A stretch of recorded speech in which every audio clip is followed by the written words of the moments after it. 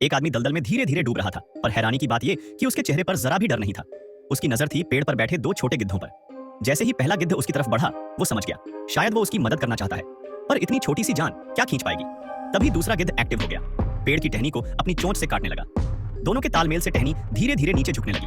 आदमी ने सही मौके पर उसे पकड़ लिया, लेकिन खींचते ही पहला गिद्ध नीचे गिर गया।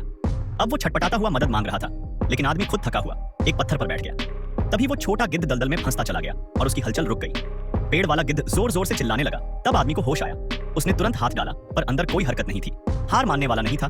फिर से हाथ डाला और जैसे ही कुछ महसूस हुआ, चेहरे पर शैतानी मुस्कान आ गई। गिद्ध को जैसे तैसे बाहर निकाला, पूरी तरह कीचड़ में लथपथ। आंखें चमकती थीं, पर दिमाग थोड़ा ढीला लगा, बिल्कुल उस आदमी जैसा।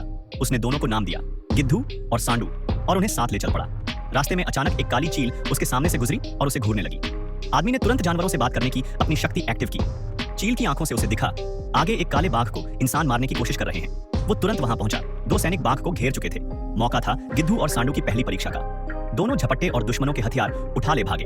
अब बिना हथियार वो दोनों आदमी के सामने टिक ही नहीं पाए। पर तभी एक और दुश्मन आ गया, हाथ में तीर कमान। खतरा बढ़ा। तभी आदमी ने आसमान की तरफ जोर से चिल्लाया और उसी पल वही काली चील लौट आई और एक ही झपट्टे में दुश्मन को नीचे गिरा दिया।